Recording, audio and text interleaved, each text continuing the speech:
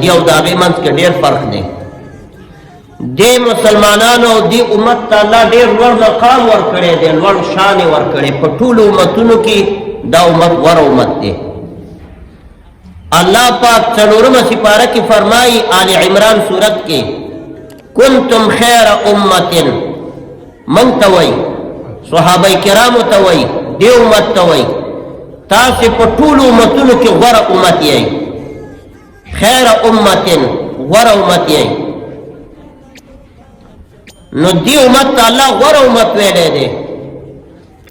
او الله رب العزت ګوره موږ ته پیغمبرم په ټولو کې غوره پیغمبر راکړو. په 1,04,000 رسولانو انبیاو کې رسولان خو کم دي، خو انبیا 1,04,000 دي، 314 پکې رسولان دي. رسول هغې ته وایي چې الله آسماني کتاب هم ورسره او نبي عام دی.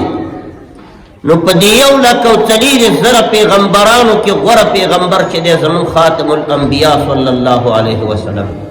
دا په ټولو پیغمبرانو کې سردار او امام الانبیا دی. دا یو دا الله مونږ ته راکړی.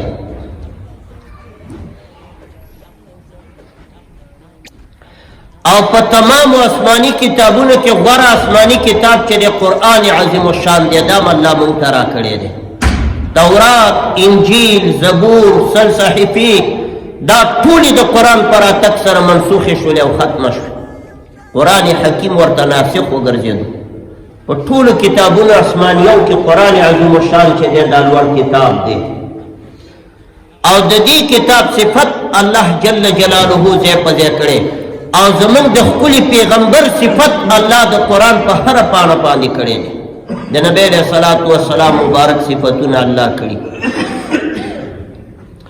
الله ورته رحمت للعالمین ویلی دی. الله ورته بالمؤمنین رؤوف الرحیم ویلی دی. الله ورته وایي ولسوف یعطیک ربک فترضا. ته چې په کوم شي خوشحالېږي هغه به الله تا ته درکوي، خامخا او ضرور به یې درکوي. ولسوف ولام تاکیدیه سره ورته الله وایي تا به زه خوشحالوم. نو قدردان پیغمبر او د لوړې مرتبې پیغمبر الله مونږ ته راکړی. او د اوچتې درجې آسماني کتاب قرآن حکیم الله دې امت ته ورکړی دی.